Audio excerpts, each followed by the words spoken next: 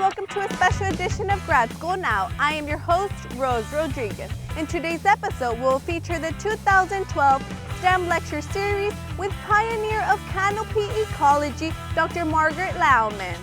Meg Lowman is my name. They call me Canopy Meg because I do a lot of emails with students interested in careers in science.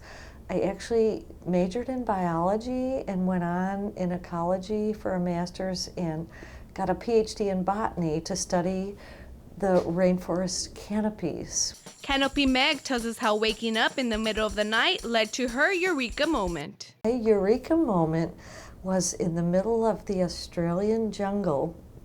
And this is very funny, but I had to get up in the middle of the night to go to the bathroom. And I woke up and walked through the woods, and all of these millions of insects were sounding and eating. And that's when I discovered that most insects are eating leaves at the top of trees and in the middle of the night. So a silly thing like going to the bathroom led me to make a discovery. She also informs us on how her research has helped other countries and how today's researchers can make a difference in forest conservation. I think it's really important for scientists to not just collect data, but to make a difference. And even though I studied a lot about insect pests and forest health, probably my most important making a difference activity is now to work on saving forests, to help people in developing countries, especially to understand why their forest is important to keep them alive. And a lot of times people cut down trees because they don't understand what they're doing for them, but if they understand they're providing fresh water and saving the soil and giving them the pollinator habitat for a lot of insects, then they can understand why they should keep trees as well as have their agriculture in their cities and everything else. So for me, forest conservation is really critical. And if I can still collect data and answer some scientific questions along the way, that's great too. Scientist Lowman travels to many places that we may only get to see on the National Geographic Channel. She tells us her most memorable experience. I was from a very small town and I never dreamed I would go anywhere very far away. So first, it's been extraordinary for me to be a scientist studying a global issue, and that's a little bit of advice for any students. If you study something global, you might end up traveling a lot more than you think. So probably my most amazing experience would have to be the Amazon. It's an incredible place. More species live there than anywhere else in the world. You go there and the people are gentle and kind because they have fresh water, they have lots of fruit, and lots of sustainable ability to survive in general. So it's a really, really fantastic and amazing place. So for me, it absolutely inspires me to save forests because I realize how important it is to see one that's so special like the Amazon.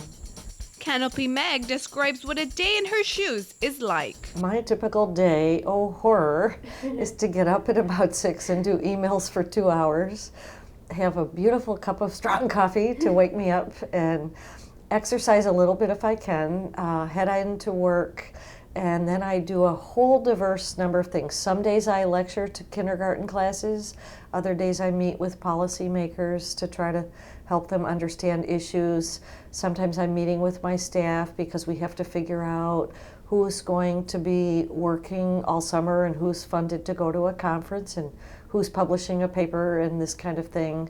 Other days I'm actually working on exhibits or ways of marketing a science message to the public. And a few days, but not very many, I get to work on books or my own publications. And oftentimes I go out at night and give another talk to a Rotary Club or some group, but I love it, I'm very passionate, and so it's always a fun day, every single day. As a single mother of 2, Dr. Lowman expresses how she managed school, family, and work. The one thing I found is that I tried to take my kids to work whenever I could. Believe it or not, science is very kind to sharing with the family. My boys counted beetles, they collected leaves for me, They colored pictures sometimes when I was doing pretty boring things, but in general, it was a field that I could share with my children. And the other thing is we had a pretty rigorous bedtime because I had to do my homework at night, and I think the kids understood that. They knew I was the wage earner. I explained it to them. I was always really honest to tell them that. And if nothing else, I used to tell them it was a dictatorship. They couldn't go complain to Dad because he wasn't there.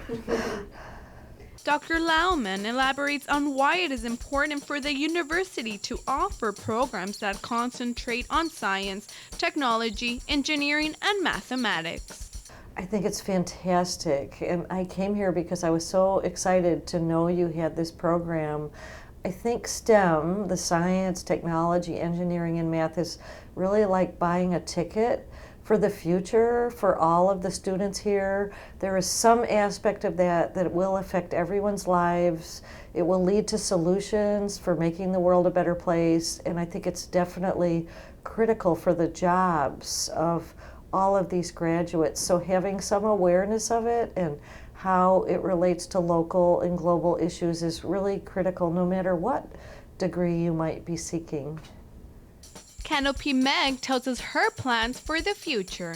Right now I feel halfway done, only half, because I'm really excited and very committed to trying to help underserved countries save their forests. I'm working in Ethiopia and India mainly because those countries don't necessarily have the money and the knowledge to use technology as America does. So I think a little technology goes a long way in a place like Ethiopia, and if I can contribute to helping them solve issues that will save lives, then I will feel really good about my life.